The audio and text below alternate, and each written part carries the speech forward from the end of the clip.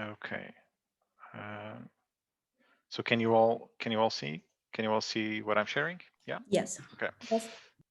I'm just going to open up the chat window too on the side so I can see what you are saying. Okay, so um, as Joanna was saying, I'm Manuel Pimenta. I'm CXO at Fractal Mind, and I'm here to talk about gamification and how we can all learn from games to, I don't know, change the world.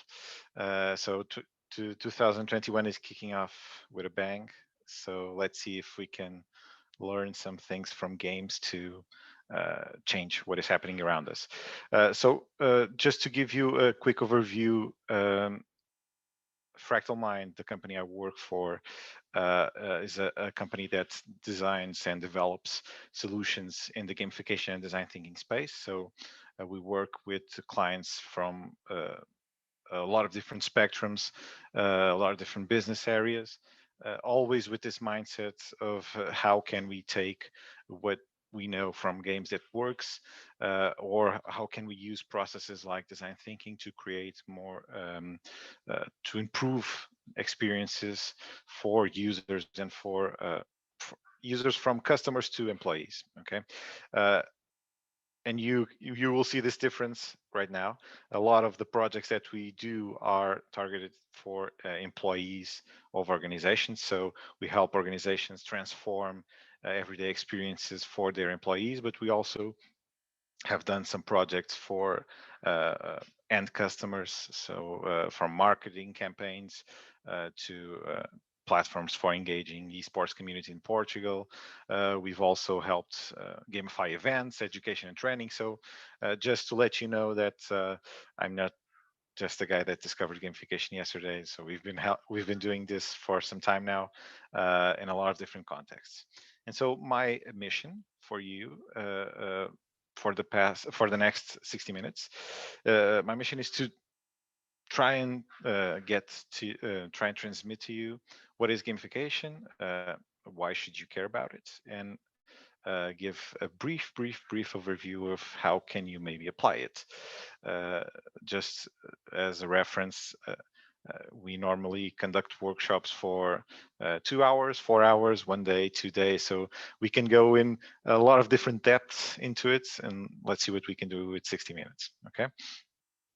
So first of all, maybe explain what is gamification, so I can be sure that we're all on the same level. So the best way to start talking about gamification is, of course, talking about games. And I would like to see. I'm just going to open up the gallery here on the side. I would like to see, just show of hands, who among you knows this game? Just show of hands. Yeah. Okay. Some of you know it. Okay, great. For the ones that don't know it, this game is called Pong. It was probably the first video game ever from the late 70s. And to play it, you would probably need a computer the size of the room you're sitting in right now. And yeah, it was a pretty simple game. Two players, two bars. You had a ball, and you had to push the ball around and score goals on the opposite side. So pretty simple, and so simple that gamers, as soon as they mastered the game, they start asking for more, and that has actually been the story of game design. It's basically answering the mad cries and mad demands of gamers everywhere. And so uh, a few years later, another game popped up, a little game called Pac-Man. I'm sure you know it. And this game was a bit more complex. Okay, and it's not just scoring goals in two opposite sides. Now you have a character, you have the villains, and there are the ghosts. You run from the ghosts, or you chase the ghosts, depending on the on the mode of the game. But you already have points, and you have lives, and you have power ups, and you have leaderboards. So new mechanics started to come into this digital space of video games. And after a while, game designers realized that they could tell stories with games. And so Pac-Man already had a story, but no one knows the story. But when you go and play Legend of Zelda, the first Legend of Zelda, you have a clear story. So you have this character called Link, and he has to save Princess Zelda. It's simple. It's a simple story, but they started to realize that games could be an interesting medium to tell stories, because you're not just an observer of the story. You're part of the story, and your decisions impact in different degrees the result of the story. And this, besides games, they start to connect with other existing media. And so a game that for me is particularly interesting is Indiana Jones and the Fate of Atlantis. So we're talking early 90s, and this was basically an effort by LucasArts to bring whatever was happening on the big screen to the smaller screens in everybody's homes.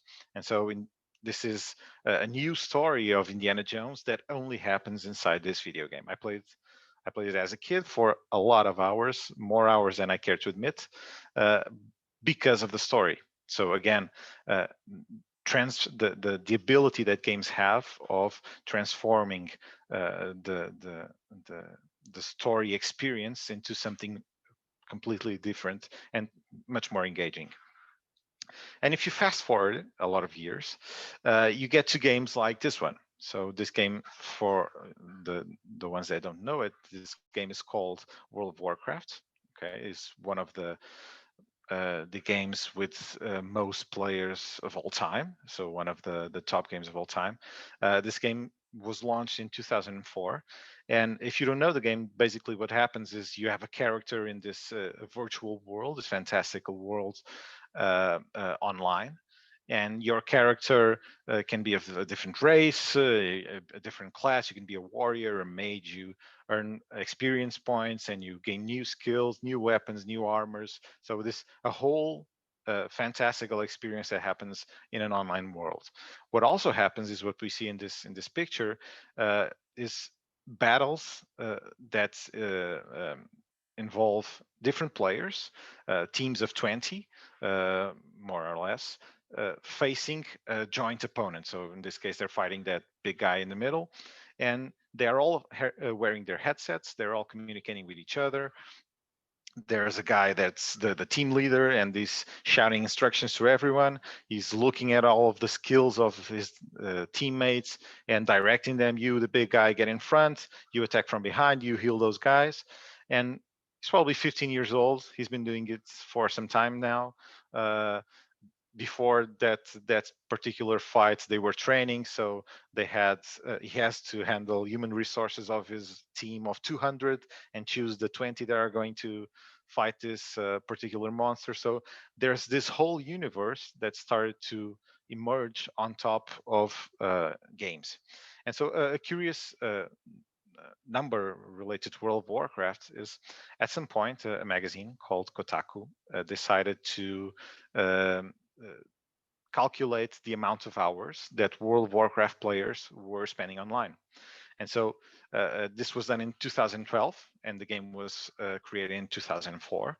And so in 8 years, the community of World of Warcraft players played around 6 million years.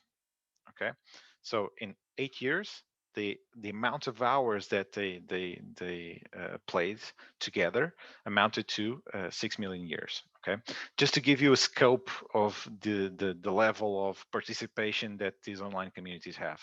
And as a comparison, if you think about the finals of the NBA finals, and if I tell you that in the NBA finals in 2016, you had around 50,000 people watching in the stadium and around 32 million watching online or on TV, that's pretty standard. You can expect those types of numbers from the NBA finals. But if I tell you that the year before, the finals of League of Legends happened in Mercedes Arena in Berlin. So, and you had 50,000 people watching in the stadium, watching five guys playing against five guys in computers. Uh, and you had 36 million people watching online. And the next year, 42 million, next year, 45 million. And last year, the League of Legends final had 99 million people watching online. Okay, so it's become a worldwide phenomenon, and games are basically everywhere. And normally, the question that comes up when we're talking to clients is why? Why is this happening? So why are people going to these online worlds and spending so much time in these online experiences? And the answer is pretty simple, because there is a whole lot of people for whom reality as an experience is not that well designed. Okay, uh, and from college to work, they don't get instant feedback on their performance. They don't get rewards for completing a task. They don't feel particularly special in their day-to-day activities. Uh, they don't feel that the challenges that they face grow with their competence. And so these things that these latest generations grew up with, that they that come from games, are impacting their day-to-day activities in school and in their workplace. Okay, and this is having a real impact. So right now we are facing an engagement crisis, um, and Gallup numbers show that around 85% of employees aren't engaged in their day-to-day activities, uh, and with the rise of millennials and Gen Z in the workforce, they're going to, in past year, they started to make up more than half of the global workforce. This is only going to get worse. So millennials and Gen Z, we're not famous for being focused. Okay, and the fact the fact of the matter is that this has real impact in the results of organizations. So there is a big impact on loss of productivity, and there is a big impact in turnover costs. So because people are changing companies because they don't feel engaged, they don't feel motivated from the work that they are doing. And this cognitive dissonance that happens because games are able to generate powerful emotions that don't always happen in your everyday lives. And so this particular picture is from a study conducted by a game designer called Jane McConigal, and she was trying to identify the main emotions related to the experience of playing a video game. And this particular picture is something that she calls the expression of an epic win. Okay, and if you look closely, this guy is not only excited, he's surprised at how glad he is. Okay, there is a mixture of surprise that comes from the fact that games are really good at building up the victory. Okay, games are really good at engaging you for a long time before, even before the success moment comes up, the win state comes up. Okay, and this is something that we as gamification designers want to bring into everyday activities, from the workplace to consumer experiences. Okay, and this makes sense because even when you look, even when you think about something as simple as who is a gamer, for a long time, gamers were, this was the picture that came up. When you thought about an adult gamer, this was the picture. So a guy living in his parents' basement, playing games every day, not a lot of social skills. But this is not what's happening anymore. Okay, so for a long time now, the gamer is basically each one of us. Okay, maybe not as pretty because this is a stock picture, but you get the idea. So games are all around us, and if you look at the numbers, you know, we find out that 2.4 billion people play at least 1 hour a day. And when I say play, I don't just mean World of Warcraft. I mean the games that you play on your cell phone while you're waiting for the bus. You're a gamer too if you play that, a type of gamer, a different type of gamer, but still a gamer. But not only that, in the US, 5 million people are playing at least 40 hours of video games a week. And I don't know if that number means anything to you, but it's basically a work week, and they're not getting paid for it. Okay. And not only that, it's no longer a boys' club. Okay. So 2 in 5 gamers are women, and this tendency is actually reversing. So more and more women are taking over the gaming community. And there's a curious fact to it, is that women gamers are either casual gamers or hardcore gamers. There's no middle ground, or there's almost no middle ground. Guys, you find all over the spectrum, but women are either playing just to pass the time or really invested into some serious gaming. And this is all interesting. So different numbers just to get an idea of the diversity and the scope. But when you look at the average age, that is when you understand why gamification makes sense and makes even more sense right now. The average age of the gamer is 35 years old. Okay, that is the average age of the global workforce. Okay, so there is uh, almost 100% probability that the person sitting next to you, well, not now because you're all working from home, but when you're at your office, the person sitting next to you is a gamer of whatever type. Okay, and so that's why gamification started to make sense, and that's why some of the lines between what is a game and what is not a game started to get blurry. And that was when concepts like this one started to come up. So this image is from a platform called Foldit, and Foldit was a platform created to help researchers expand their efforts in identifying the structures of proteins. Okay, not a really interesting briefing, but it was a need that they had, and they basically created this platform that simulates in 3D the structure of a protein. Okay, and just as a brief note, the structure of a protein basically is the rule book of a more complex organism. For example, a virus. The structure of the protein tells how the virus behaves. And one of the first challenges that they put in the platform was for users to try and identify the structure of the protein behind the Mason-Pfizer virus, which is HIV in monkeys. And so what they had to do basically is enter the platform. They had different parts like Lego, and they basically started creating structures. And the game and the platform would give them feedback on how accurate that structure was regarding the validation rules that the scientists put into the platform. And so this specific problem of the Mason Pfizer virus being handled, was being studied by scientists for the past 15 years. And when they put it into the community, into the platform and opened it to the community solved it in 10 days. Okay. Why? Because it was fun. Okay. And they didn't know. They had initially they had around 300,000 users. Not all of them knew about uh, bio biological. They didn't have the know-how to understand what was happening beneath the platform, but it was fun and it was engaging, and they had visual feedback, and it had points, and it had levels, and you were playing with other people online, and so they solved it in 10 days. And this wasn't really a game, but it wasn't just a standard experience anymore. Another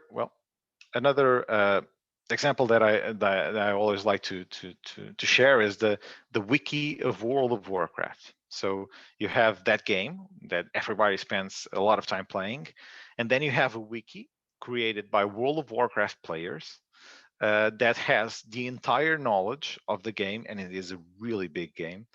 It has the entire knowledge written down by players. Okay, it has zero connection to the game besides the fact that it tells the story and the information about the game. And it's not just there are characters. No, it has probability tables for catching specific items in specific places. So it's really complex, and it's completely user generated. And it's the second biggest wiki in the world right now. Okay, or at least at the time where I built this presentation. And so uh, this is the impact of the game going outside of the game, and the fact that users feel so into the game made them build this wiki for everybody else. Okay, it has a lot of emotions behind it, being the first to write about a new area of the game, or helping other players complete specific missions. So there are different motivations behind it, but it's not the game anymore. Okay, And so after a while, they decided to give a name to this, and they named it gamification. And so gamification is what happens when you take the best out of games, so the mechanics and the game design techniques, and you apply it to contexts that aren't games.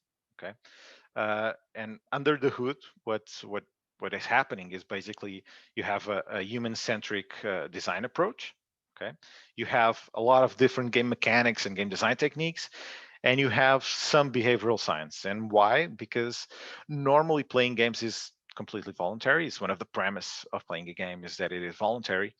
Uh, um, but when you apply gamification to a non-game context, you want to really understand how to bring people into the equation, how to keep them there for long periods. And so you have to understand some of the behavioral aspects that are happening behind the code, as you might say it. And so just a few examples, just to make this this concept more clear. I like to start with this one that is called Speed Camera Lottery, and this was something that was developed, that was created as an answer to a challenge submitted by Volkswagen. And so Volkswagen, they created something called the fun theory. That was basically a challenge for everybody around the world to solve everyday problems in a fun way. And this guy that submitted this solution, he identified it. He identified that in Stockholm, the average speed in the center of Stockholm was above the required speed for safety. And so what he did is he took a regular speed camera, a regular radar or speed camera, and he created some visual feedback. So when you were going past the radar, if you were above the speed limits, it would flash red and say you were above the speed limits, and it's took a picture of your license plate. And if you were going by under the speed limit, it would flash green and give a thumbs up, and again it would take a picture of the license plate. But the magic happens afterwards, because if you were going over the speed limit, what would happen is that you would receive a letter at home telling you, come on, uh, you're not doing great and you're going to have to pay a fine. But if you were going under the speed limits, you would get a letter also telling you you're a great human being, and just by keeping up with the speed limits, you are automatically signed up for a lottery to win the money of the guys that are paying the fines. Okay, so basically you have the promise of reward and you have visual feedback. Okay, something that games use really well, and they lowered the average speed by 20%. Okay, over the course of 2 months. So really simple solution with just a few mechanics, transforming the experience of keeping up with the rules. Okay, another example that is a bit more complex, but again can be summed up in a pretty simple manner. So these guys created an application called Zombies Run, and Zombies Run is basically what happens when you take those running apps that either one of you uses or a friend of yours uses it, and you see the posts on Facebook telling that this guy was running for 2 hours and he ran 50 miles or whatever, and they took that and applied Walking Dead. Okay, and so basically, the story behind Zombies Run is that things didn't go that well for humanity. So there was a zombie apocalypse, and you're part of a group of survivors. And so every time, and there are seasons with episodes, just like a TV show.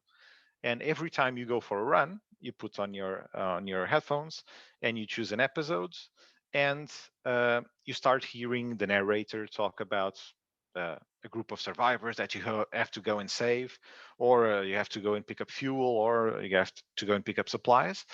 Uh, and you start hearing the walkie-talkies of your colleagues talking to each other and saying, "Oh, there are some zombies out there. Watch out!" And you hear the sounds of nature and the trees and the birds, and all of a sudden, from behind you, because the sound effects are really good, you start to hear this weird sound, and it's zombies. Okay, and I assure you that if you hear zombies coming closer, you're going to run faster. Okay, and that is the whole premise of this app. So they introduce narrative to a concept that was already well known, and they transform the experience of running. So now you're not just burning some calories, you're saving the world, or you're saving someone, or you're getting supplies for your group. Okay, so again, taking some mechanics from games and applying them to something that already exists. Another example that is really close to my heart is a platform called Classcraft. And this is really interesting because it was created by a teacher. And so he was a science teacher from Canada, and he felt that his students weren't as engaged with what was happening in the class as he wanted them to be. And so he was lucky to be a developer also, and to have a brother that could draw some really cool stuff. And he transformed the class experience into World of Warcraft. And so basically every student is a character in a fantasy world, and they have this avatar that they can choose their profession, and they can choose the race, and they can buy different outfits, and they can have pets, and they can have powers that they will unlock. And they work in teams that can be complementary. So you have a warrior, a mage, and a healer, for example. And every task that happens in the class, and every behavior that the teacher wants to recognize, raising your hand before speaking, not speaking on top of everybody else. So these behaviors that they wanted to incentivize earns them experience points. And when they reach a certain level, a certain number of experience points, they pass to another level, and they unlock abilities. For example, the mage can unlock the ability to get two questions, get to know two questions that are going to come up on the test at the end of the month beforehand. And so he can work harder to know what are those the answers to those questions before the test itself. And the class still happens the same way. What they are doing is transforming the experience of going to class and answering to your teacher and doing your work. And they have a lot of different modules in the platform. It's really well thought out, and it's really interesting. uh, Another example, a bit different. This is a platform created by an Australian tech firm, and they wanted to gamify recruitment of developers.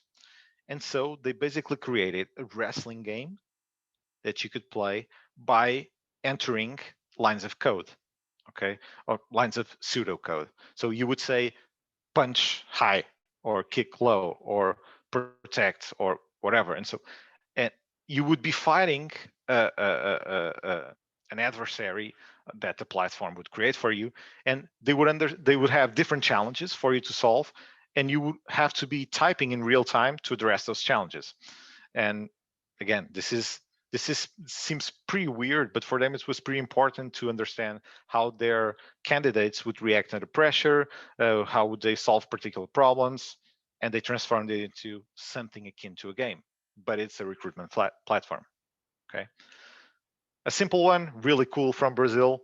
An agency, a marketing agency, had a lot of trouble with people filling out their timesheets on time. And so they created a platform that they put a fridge in the common room, and they put an electronic lock on the fridge. And they created this platform that every Friday at 6 p.m., if everybody had filled out their timesheet, the fridge would unlock and they would earn free beer.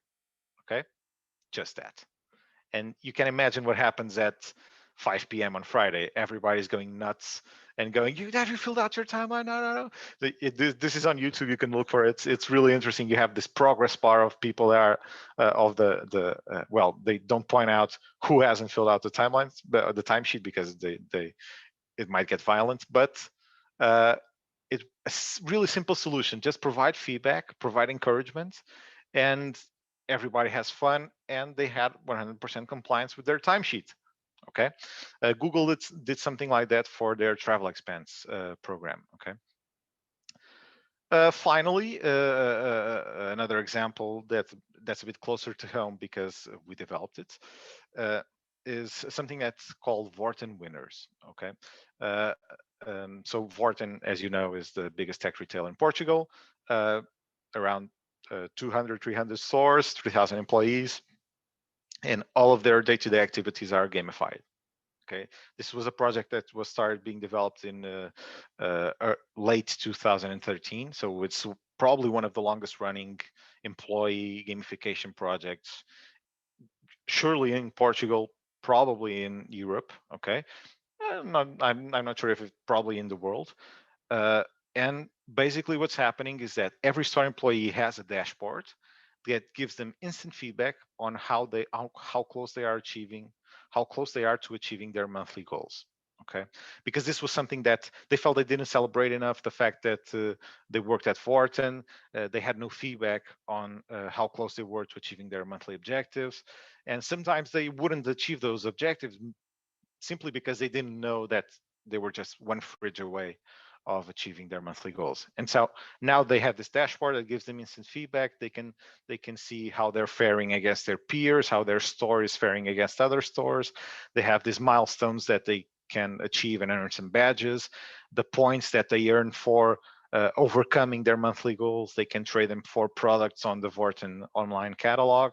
And so this really transformed the experience of working at Fortin, and it had an interesting impact. So the when winners went into when the pilot transformed into a full-blown project, that was the same year where Fortin had the highest NPS in Portugal, finally overcoming their rival. Not going to name names, and it's they had a 6% increase in their revenue. So just by making the experience more engaging for the employees, you impact the bottom line. Okay. And this is basically the if you're going to take away something from this session, it's this: if you transform experiences, you impact the bottom line. Okay. If people are having more fun in their day-to-day activities, they are going to perform better, and they're going to achieve higher standards of whatever you want to achieve. Okay. And so now that we're pretty clear on what is gamification, I wanted to try and go through the steps that we take in a really high level, just to give you a sense of how you could start looking into your projects or the services that you are developing, and how can you think in a gamifying way. Okay, and so designing gamification is really similar to the process that we use in design thinking. Okay, so if most of you know design thinking, it has 5 steps. You empathize with the users, you define the problem, you ideate solutions, you prototype, and you test it. Okay, and you do this in as many iterations as you need, and repeating every step as often as you need. Uh, the process that we use, we call it game thinking, but basically the steps are the same. So we try and hear what are the concerns of the users, and we try to get a feel for the motivations of the players. We call them players more often than not. Then we explore, we go in depth to understand exactly their motivation, their user journeys, and what are the touch points that we are going to mess around with. We co-create with them, prototype and test. Okay, really similar. Basically, these are the moments that happen in a standard gamification project. Okay, and that first step uh, might seem a bit paternalist to refer, but for us in gamification, it's really important to define business metrics. Why? Because more often than not, everybody wants to boil the ocean. Okay, and everybody wants to gamify everything. And if you do everything, you might it's likely that you won't achieve that much. Okay, and so for us, and we look at 2 examples just to, and we normally talk about these 2 examples just to make it clear for our clients. That's when you think about Facebook, for example, and if you look at just the login screen, just the sign up page of Facebook, you can tell just from the look of the page what is the main goal of Facebook. And it's, well, you have the assistants that it's highlighted, but clearly the goal of Facebook is to have more users. That's why the sign up section of the page is really big, and the login page, the login aspect, the login components are just in the corner. Okay, if you look at Twitter, for example, uh, Twitter is a community that depends not only on new users, but a lot on recurring activity. So logging in and signing up new users have equal importance in the sense, uh, and that translates into the design. And so for us, the first thing that we do, and I'm going to challenge you just to keep in mind whatever product you are designing or service that you are designing, and what is your vision for it. Uh, that is the first question that we ask our clients. What is your vision in the sense of what is the outcome, the impact that you're looking for? And normally the answer is, oh, we want an app.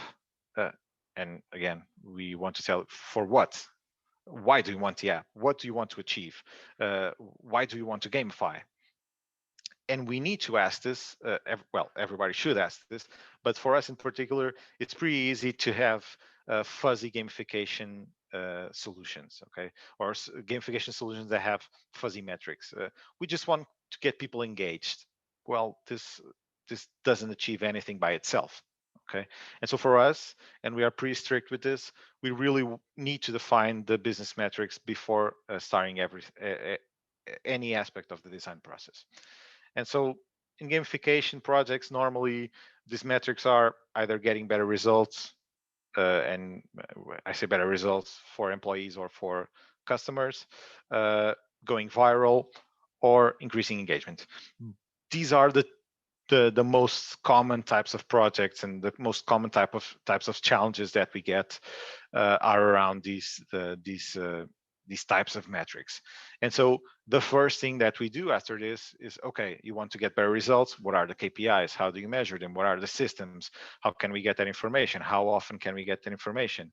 How do those KPIs belong in the user experience and the user journey of your users? So that is the first step in our approach. And still, this isn't that different from design thinking, for example, or whatever strategy that you use to design solutions for users. What happens in a different way is that when we start exploring this problem space and we start to talk to the users, we use approaches that again you might know from other strategies like design thinking. We observe the users in their day-to-day activities. We try to interact with them either by interviews or workshops. We try to experience what the day-to-day activities are. For example, in the case of Vorten, our founder went to work at a Vorten store for 2 weeks just to get the feeling for what was the in-store experience for the employees. And then we try to look at something that we feel is a bit different when you want to focus in when you're working with gamification. Okay, so normally you would take these observations and construct a persona, and this persona would have aspects like digital literacy and what platforms do they use. You would have some demographic information. We go a bit further because we want to understand motivation. Okay, and we want to understand motivation because emotions, as you remember, emotions are the main uh, uh, aspect of a game. Okay, so a game is designed to generate emotional responses, and so we need to understand what are the main motivations of our players in order to understand, okay, what emotions do we need to mess around with in order to achieve the end results that our clients need. And so when you think about the concept of motivation, we like to think about it in the sense that it has evolved from early humans till today. So if you think about early humans, their motivation was basically survival. Okay, they would have to escape from predators, they would have to hunt or collect, and they would have to find food, shelter. Okay, that was the main motivational drivers of early humans. Okay, when the industrial revolution came about, the way we think about motivation started to change a bit, because now most of these needs that we had as early humans were more or less met. So we had shelter, we had food, we didn't need to run from predators anymore. Uh, we had a lot of humans, so the odds of procreating were a bit better. And so now the motivation was, how can organizations, how can factories, in the Industrial Revolution, it was mostly factories, how can we get workers to do really menial tasks for a lot of time and do it without complaining? And so this sense of carrot and stick came about, and the prevailing theories in these times were that humans did things either because they were seeking pleasure or they were avoiding pain. Okay, and this is really useful for the Industrial Revolution because you were working because you were afraid to get fired, and you wanted the paycheck at the end of the month.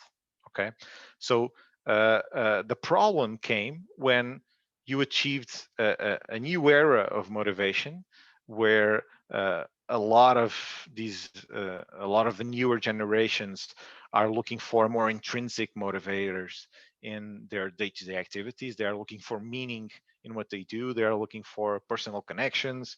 They are looking for all of the aspects that are related to the self-determination theory, that tells that humans behave either because they have a sense of purpose, or they feel relatedness to their community, or they want to achieve mastery. Okay, and autonomy, of course. They want to have a sense of autonomy about what they're doing. And so right now, humans as a community are in this motivation 3.0, but a lot of organizations are still working in the motivation 2.0 model. Okay, and so most of the times that's why we get called to intervene, because organizations want to connect with the 3.0 individuals, but they still don't have the tools. And that's where we feel that gamification can come into the equation. And the way we think about players when we are thinking about motivation is using there are a lot of different frameworks that you can use to think about this. We tend to use a framework created by a person called Yukai Chao. He's one of the early pioneers of gamification, and he did a lot of work in understanding the different psychological models behind motivation, and he came up with this eightfold model, where he feels that these 8 drivers explain the motivations behind different actions of each and every one of us. So we do things because we feel motivated in different ways by one or more of these different axes. So, for example, I'm a person that derives a lot of motivation from a sense of purpose. So, if I feel there is a mission, there is a higher purpose, an epic meaning behind what I'm doing, this is going to motivate me to act. I'm not that motivated by rewards, for example. I'm always not really sure if the check has come up in the bank, because that's not what drives me. As long as I have money to eat, I'm good. Uh, and so different people are motivated in different ways in in these 8 axes. That is the framework that we use to produce what we normally call personas. Okay, so everybody, or most of you have encountered this concept of a persona, and our personas, besides the demographic information and besides the functional information, have this motivational analysis of why they behave as they do. So we look at employees at a store, at a Ford store, and we know that there is a persona that is really motivated by mastery and by the idea of getting a reward. There is another persona that is really motivated by the sense of purpose and the sense of autonomy, getting to choose how they're going to solve their issues. And so we try and balance these emotional drivers, because each and every one of these emotional drivers tells us what game mechanics should we be using. Okay, and that's how we connect this user research to the gamification that comes in the solution space. Okay. Uh, okay. So after we understand who are the users and how they are motivated, we start co-creating with them. And For gamification projects, this is particularly important because it is although it's not new, in a lot of organizations is still mostly unknown. And so the fact that we do this process with the end users handles all of that change management aspect. And so they are part of the design process. So we don't need to tell them what the solution is because they participate in the designing the solution. And so we start by looking at their user journey. Okay, how are they interacting with their workplace, or how they are interacting with a brand or with a particular experience. And of course, we all know that user journeys are not straight lines. They have these ups and downs, the more exciting moments, the more disappointing moments. And what we want to do is we want to turn this into this. Okay, this is a snapshot from a game called Journey. Well, it's not named on purpose, but it's an interesting reference because this game, what it tells you when you start playing is this. Okay, there is no rule book, there is no tutorial. You know you are this guy in the left because when you move the joystick, that's the guy that moves. And you know that you need to go to the top of that mountain because you're in a desert and there is a mountain with a light on top. Okay, so that's where the party is bound to be. Okay, so you're going to go in that direction, and as you are interacting with your surroundings, you are understanding the way you can move your character, how your character will interact with the different obstacles that come up. At a certain point, another character controlled by the computer comes up and he do some different skills and you try and imitate what he's doing, and that's how you're learning new skills. Okay, and the game does this in a really organic way, and that's what we want to bring, this sense of organic growth. That's what we want to bring into the user journey of our clients, and to transform it into something as similar to this as possible. And behind this is a concept called flow. Okay, some of you might know this from psychology. This was a concept that was identified by a Hungarian psychologist, and he basically what he identified is that uh, if you look at engagement according to two axes, so the complexity of the challenge and your skill to address the challenge, you are as involved with that particular challenge as those two axes meet. So if the challenge is really hard and you don't have the skill, you get frustrated. But if you have the skill and the challenge is really easy, you get bored. And so what games are really good at doing is maintaining you in that flow channel where the challenge is growing as your skill is growing. And I'm sure that if you think about when you were in college or in your day-to-day activities at work, or your engagements with the brands that you follow, that doesn't always happen. Okay, and so gamification is also a way to bring this sense of flow into the experience. Okay, and the way we do that is that we think about the experience of a player as a journey towards mastery. Okay, and games normally are divided into these four stages. Okay, you have an initial stage of the game. There is discovery. This can even occur even before playing the game. Uh, and you have a second stage that is onboarding, where you're getting the rules of the game, you're understanding what's happening there. You enter a phase that is called scaffolding, that is basically where you create the habits and you repeat the actions.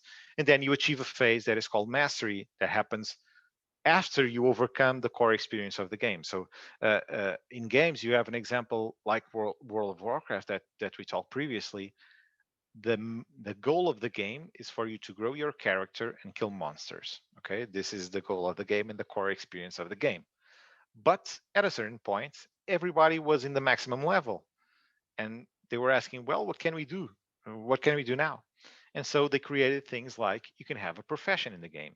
You can go and collect plants and make potions, or you can go and kill some animals and take their skin and create armors, or you can go collect minerals and create weapons. And now they have professions in the game. Why? Because the gamers asked for it.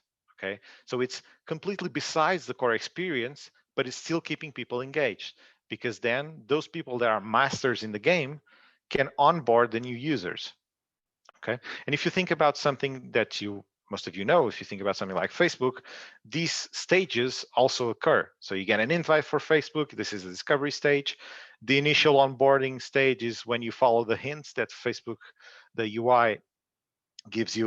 Make a comment, like this post, scroll on the feed.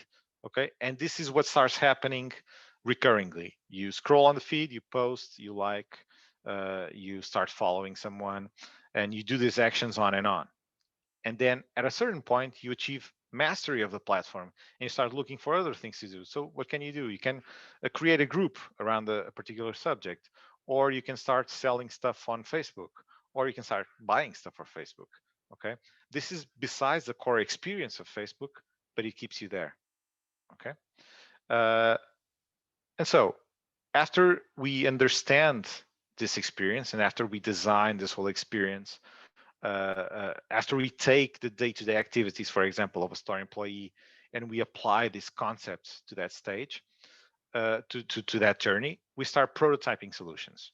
Okay, and the way we do that, and before we do that, it's important to understand what are those solutions, and those solutions are game mechanics and dynamics. Okay, so what are game mechanics and dynamics? So if you think about Monopoly, pretty standard game. Hope most of you know it. Excellent game to destroy friendships. And if you think about Monopoly, the mechanics of the game are what you're seeing here. So you have the board, you have the different pieces that each player has, you have the randomness of the dice throw, you have the cards, the houses, the hotels, the fact that you can purchase a particular terrain, and so these are the different mechanics that the game has. And the game then uh, organizes those mechanics in a sense that it creates dynamics.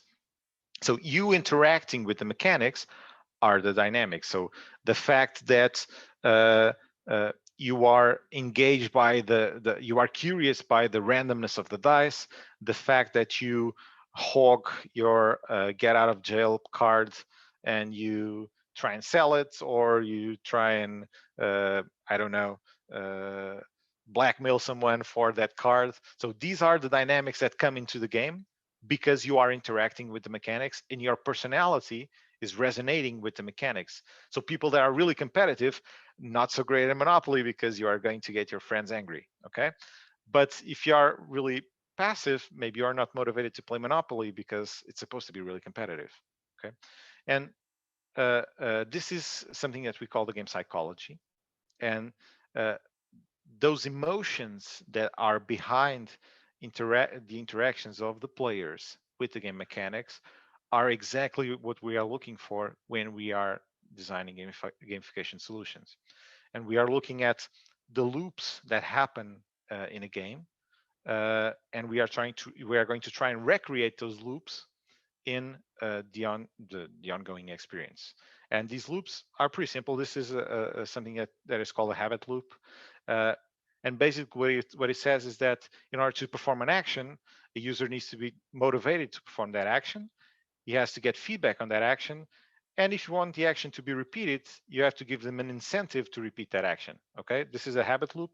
Pretty simple. If you think about Facebook, you get a notification that triggers you to go and check your feed. You are checking your feed, and the bottom of your phone screen is a bit more fuzzy, so you're motivated to see what's next.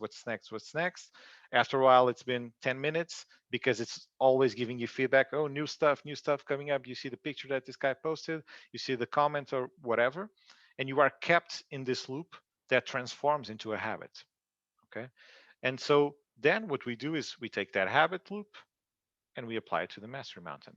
Okay, seems a bit complex, but basically it's the idea is for you to understand that uh, um, for every action that we want someone to perform, we are going to identify what motivates that player.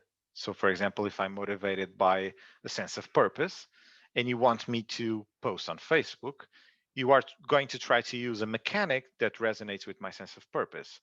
something like, uh, not that many people have posted today. You are going to be one of the top 10 people posting today. How about that? And I'm going to feel special, and I'm going to try and post. Okay. Uh, and this connection this connection between emotion and action is what's behind the work that we do. The only difference is that we understand the game mechanics and we know exactly what tools can we use in what different degrees to get the responses that we need from players. Okay, and then of course after prototyping we are going to test, and testing uh, involves different steps. Of course, most of you might know the goal of testing is to get feedback, and the way we prefer to test, and this is related to what we feel in our company is the most impactful game mechanic of them all, and it is narrative. Okay, and why am I showing you Final Fantasy VII, a game that is from 1999? Because to this day it's still considered one of the greatest role-playing games ever.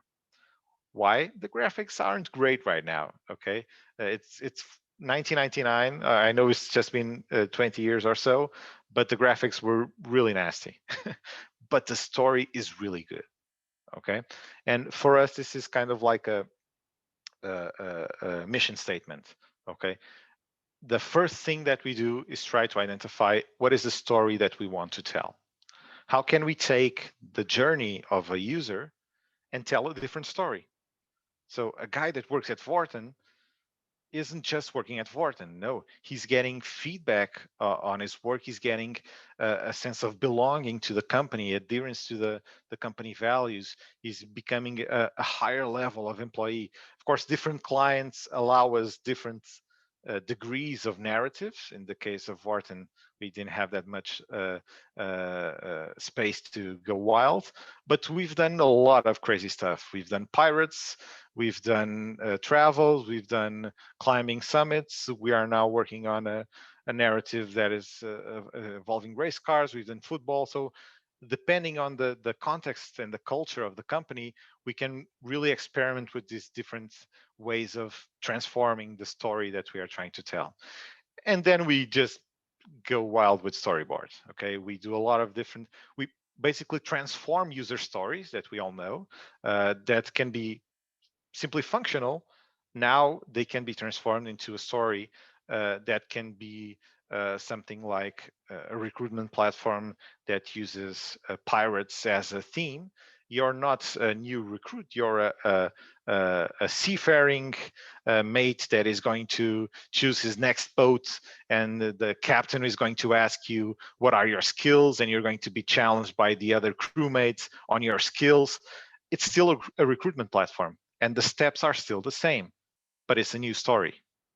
Okay, and that's I wanted to introduce narrative in this part because that's normally the first stage of our output, is when we start to identify what are the stories that we want to tell. Okay, and so this is the process that we follow. I just wanted to leave you with a few remarks before we can go into some questions. Uh, and I really can't stress this enough. Something that as something that happened when gamification got viral back in 2010, I think, is that immediately after that, Gartner, those guys that set the trends for everybody, said that in a few years, gamification, 80% of gamification solutions will have not that great results. And we were like, thanks for that. But there's a reason behind that prediction. It's because they anticipated, and they anticipated well, that what we were going to have would be something like this. Okay. So if you cover a broccoli in chocolate, it's not going to make the broccoli taste better. It's just going to be a nasty broccoli dipped in chocolate. Okay.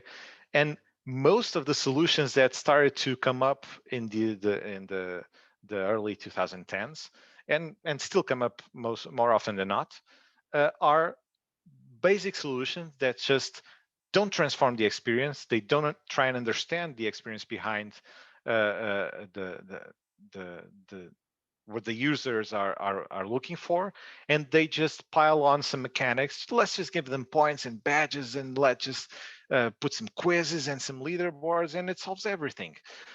Surprise, it doesn't. And so what started to happen in the community is that we started to understand that there was something that is called a loyalty chasm. So when you have an experience and you start rewarding people, like giving them sugar, uh, after a while your rewards will lose their value, and people will start to feel manipulated and bored. And if the worst of it is that if they were already engaged with the brand and you introduce this new gamification platform that gives them points for everything they do, after a while they weren't engaged with the brand, they were engaged with the rewards. And when the rewards lose their meaning, they lose their engagement. And they had initial engagement, but now they lost it. Okay. And so what the gamification community started to ask for from the different companies and from designers all over the world is try and go beyond this. Try and really understand what is behind the motivations of the users, and try and choose mechanics that really relate to their specific motivations. Because remember, at the end of the day, what we are trying to create is this. We want to create organic experiences where users are constantly engaged and feel that the challenges are always growing according to their skills. They always feel special, they always feel rewarded, and they always feel that they are growing.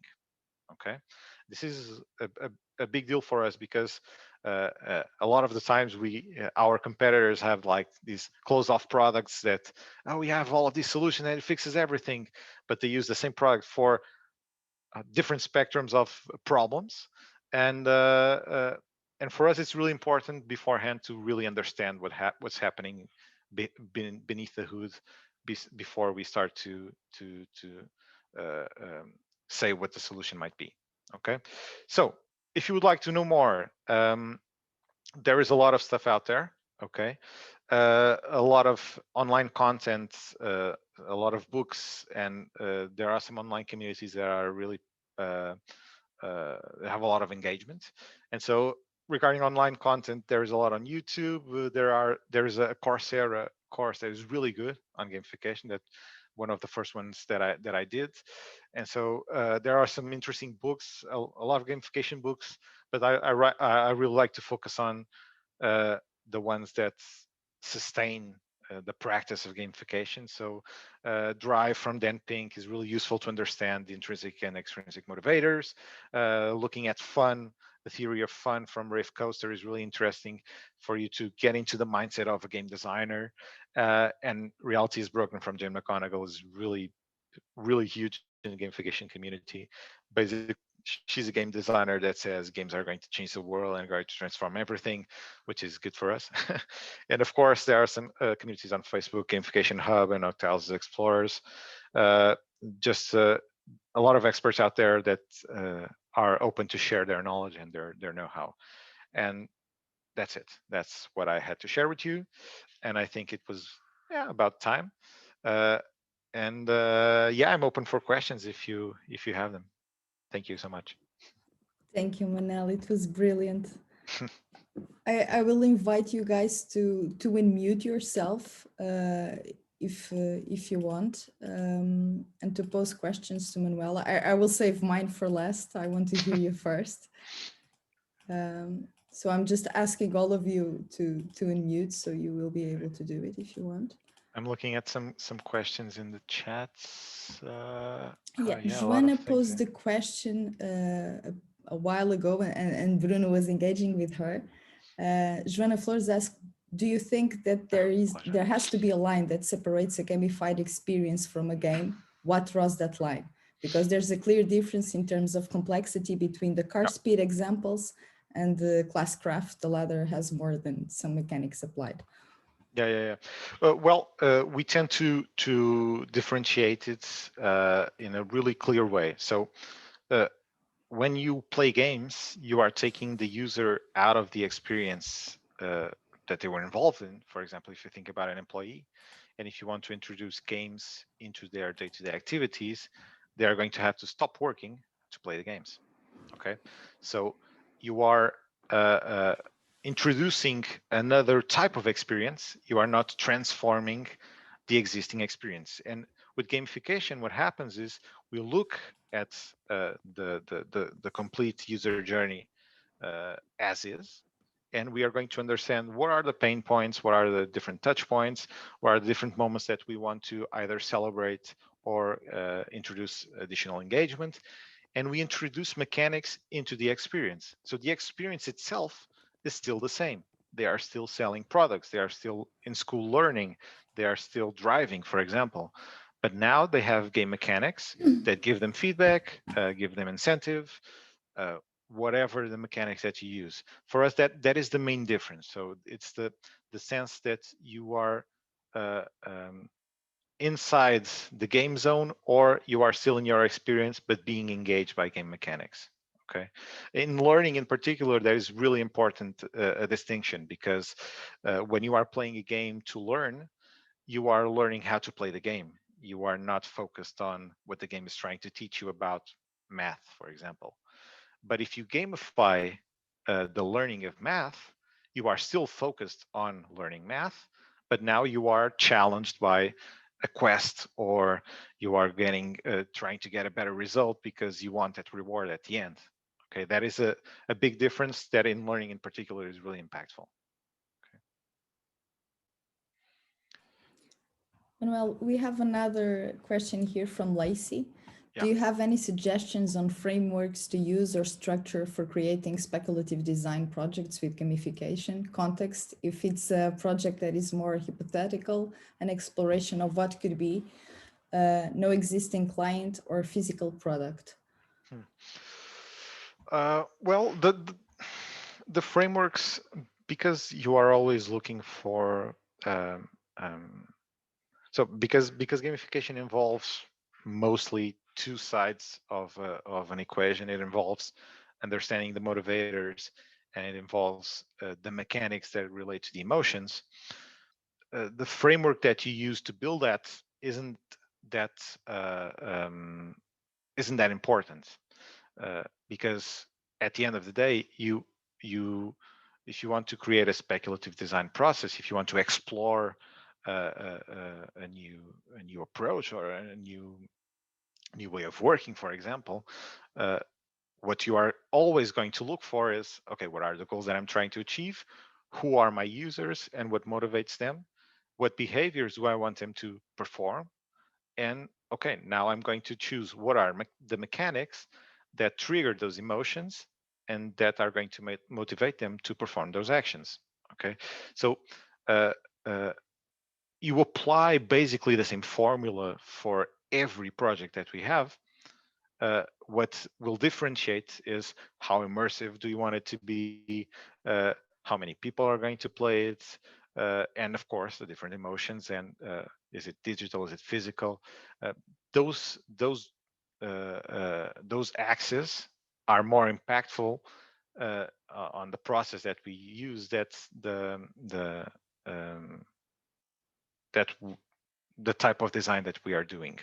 Again, I can tell you, for example, we are working with a client that wants to, they have a platform, an e-commerce platform, and they want a platform to be reactive to the profiles of the users. So, for example, if you're someone motivated by a sense of mastery, the platform, the UI will transform itself in order to give you that sense of mastery. It will reward you with some points as you are discovering new areas of the game, of the platform, and you will be unlocking new stuff. Okay, and but they have no idea how they're going to build that. And so the solution that we are going to build for them is something that will help them identify the profiles, the player profiles, as the user is interacting with the platform. And so uh, there is no right answer in this. Okay, we are using some psychological profiling frameworks. We know that by adherence to um, if you interact more with a specific mechanic, we know that you are really competitive, or you like collaboration, or you like the autonomy of choice, or you like or you are motivated by a sense of purpose, and we will cross this and give them an output that will basically tell them, well, you can use this guy as this profile, and you need to transform your website in this way. But again, it's a bit speculative in the sense that we're still not sure what is going to happen after that profiling occurs and the mechanics affect those users. But yeah, it's really interesting because uh, design thinking is really uh, uh, targeted at this wicked problems and this speculative design space, and so it makes sense that gamification would work wonders with in that same space, although it's not used as often as it should. Alex asked you here, I don't know if you saw, how to avoid the feeling that you are grinding. How do you avoid the feeling that you are grinding? Well, that connects with that sense of flow. Yeah. And just let me say something beforehand. Grinding in a game sometimes is good. Okay, I can tell you that my brother played Final Fantasy VII so much that the counter of hours stopped at 99 hours, 99 minutes, and 99 seconds. And the game can be finished in like 20, 30 hours. But he really wanted to grind his characters to the maximum levels and to discover everything in the platform. Why? Because the type of player that he is someone that is motivated by exploration and achieving every item in the checklist. And he would go looking online to look for hidden areas of the game, hidden bonus, whatever, and because those were the motivators for him. So grinding in some cases is something that we need to disguise, um, but sometimes we can go we can be blatant about it, and you're just grinding for points until you achieve a new level or you have enough points to buy something. It really Yeah. depends on the types of users. I guess more than grinding, I guess what I mean is I'm imagining like free to play games have gates Yeah. where, for example, you can only play for 1 hour and then you hit a wall. I guess that's where I guess that is something that there is a really fine line of it being like a really good way to convert Yeah. versus like a really good way to get really mad. And then like you Yeah. said the loyalty gap. That's where I was like, oh, I felt that before. Yeah, I felt that a lot because actually that's one of the perks of working in gamification is that playing games can be considered work research, and so we do a lot of work research. And personally, most of the games that I play are mobile games, and free mobile games are everywhere, and they have grinding like nuts. Okay, most games that come from China, for example, have a lot of grinding because Chinese players are okay with that, Yeah. and in Western countries that those games don't work that well because we feel that our time is more valuable, and so we don't resonate as well to that blatant sense that, well, you're going to have to play this for 1 hour before unlocking a new skill. Like, come on, I have more interesting stuff to do. I got stuff to but do. but Um, again, that comes into understanding the profile of the players and then understanding how far can you go and yeah. how useful, how important is the win state for you to be working that hard. Okay, so for example, if you look at a more standard thing, like you get an invite for a platform, and the first thing that the platform asks you for is fill out this form that has 30 fields, and you're like, why? Why will I do that? Nobody has told me yet what I'm going to get out of this, and uh, uh, a lot of the initial approaches that we have is, well, maybe you should have a win state, something that rewards the user. Maybe just welcome to this new platform. You get 100 points just for existing. And now that you have that sense of reward, we're going to ask you for something that will give you another stuff at the end, or it will unlock this new world of opportunities. but then you really understand what's at the end of the rainbow before you're having to walk all of the all of the way. So the question I had asked before was, and this is like pretty simple, Mhm. is like, what is an app that you love how they did gamification? Like, best case scenario, your favorite thing ever. Uh, well, I'm a bit of an odd client because gamification doesn't work that well with me because that's one of the problems of understanding what's happening beneath the underneath the hood is that I know what they're trying to do and I'm like, aha, I got you there. I'm not going to fall for that. But with games, for example, that I'm a sucker in most of the games that I've played. Uh, but if I'm going to have to pick one, it will probably be Classcraft. I've used Classcraft in different contexts, and working with teachers, for example, we talked about Classcraft for them, and for me, it makes a whole lot of sense. And I think the main reason is because it was created by a user, so he felt the pains and he understood his students, so the end users, and so for him it was really instinctive to uh, immediately understand what do I need to give them or how do I need to encourage them in order to achieve the behaviors that I want them to achieve. And it works really well. It has a really huge results, mostly in the US and Canada. It's getting into Europe slowly because we are more conservative in that sense. But for me, it's really well designed. It could go a bit deeper, but I understand why they're not doing it. Um, Education is tough nut to crack, Yeah. but they do it really well. There's another app that I used a lot. It was called Abitica, and it was a to-do list, a gamified to-do list, and it's really interesting. And if you like role-playing games, it's going to get you there because you have a character and you get experience points for completing your to-do lists, and you can have your team and have accountability with your peers, and it's an interesting approach. It worked for some time with me. Yeah, That's cool. Yeah, I just looked it up. That's yeah, awesome. yeah. So more questions. Uh,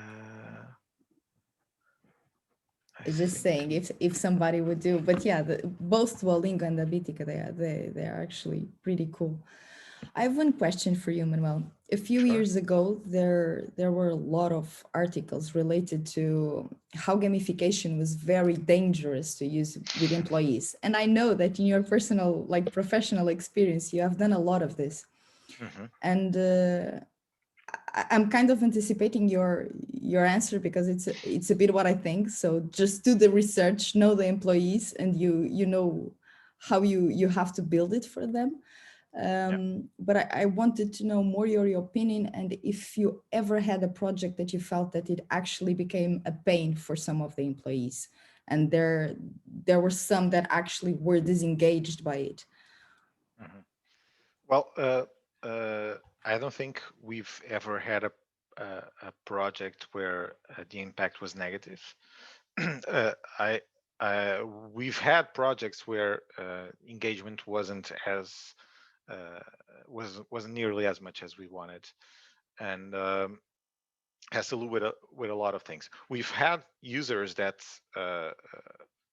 for some reason, gave us negative feedback in the sense that, well, now they know how unproductive I am, and I feel threatened by that. Uh, um, Transparency is something that is uncomfortable for everyone, and we aren't designing for everyone. We are designing for a majority of the users, or uh, a couple of personas that we identified from the user research. So it always comes up that someone feels in some way either Intimidated disengaged or even. intimidated. Yeah, but as you said, it has a lot to do with really understanding who are those people, and in employee engagement in particular, it's tricky because you know Maslow's pyramids, Maslow's hierarchy of needs, and if they don't feel that they are getting paid enough money, you can gamify the hell out of it. It's still not going to resonate. And in some cases, it might sound like you're making fun of the fact that they aren't earning enough. And it's really tricky to address that. Uh, Normally, what happens is we have to go back to the project team and tell our clients that, well, this is happening. We have this challenge, and we need to understand a bit deeper what are your KPIs and how are you measuring their activity, how are you rewarding them, so we can understand how to best transmit the positive outcomes. And so yeah, it's got a lot to do with understanding the users. It's happened to us a few times, and this the way we do our work has saved us from a lot of hassle, because the fact that we prototype before developing has saved us a lot of headaches. There was this case where we had done a in that project for Vorten, we had built a module for that platform where we introduce a football type narrative. And for a whole month, the stores were competing with each other uh, um, as if they were football teams. And so the sales results, we would match up different stores, and the sales results would transform into goals or goal opportunities, or the goalkeeper would save the would catch the ball. And it created a lot of engagement. And just to give you an idea, the store that won the Super Cup, they went to the streets with scarves, just running in the night in Porto. And after that project, we were like, oh my God, this is going to work with everything. And then we went and talked to clients, and we did the initial even before the user research, we were talking to the client, and they were telling us, oh, we have these sales KPIs we want to meet. And we were like, we have that perfect project for you. We are going to do Super Cup, and it's football. And they were like, well, that looks good, but 98% of our employees are middle-aged women, and so might not work as well with them. And we're like, okay, so uh, good for us that we we talked before. And when we went to talk to the employees, we had to come up with something different. So yeah, that's how we address that. um, I'm looking at another question here. Yeah, How you do you have. ensure truthful feedback from employees when creating the system? Well, um, we the way it's always you're never really sure where they're being truthful to you. But uh, the way we prefer to do this is by conducting workshops with the employees, where we try to get diverse teams from different areas of the company, and we avoid middle managers and managers. So basically keeping everybody in the same level, so they aren't afraid to speak their mind. And the way we conduct the workshop, it's really practical, and there are a lot of exercises, and there are a lot of icebreakers and a lot of dynamics. So we kind of work it out from them, and they interview each other, which removes a lot of the I don't know you bias, you know. And so we feel that the way we conduct the user research process gets us mostly truthful information. And yeah, I think it's because of the way that we conduct the workshops, and it's not just sending a survey for everybody, because anonymity in a survey can also get you on the other side. And so it's not just truthful, it's harmful and it's mean. And so we prefer to conduct these live interviews in a more engaging context, and we feel that we get that feedback in that way. Okay. Thanks for the Cool. Thank you, Manuel. Guys, anybody else wants to make a question?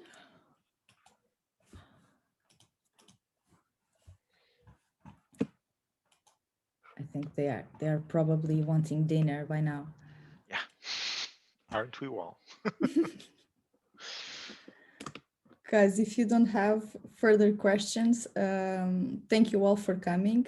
Thank you a lot, Manuel, for this talk. I think feel it free was to reach brilliant. out on LinkedIn and pose additional questions, or who knows, maybe you have a project for us. Yeah. Thank you a lot.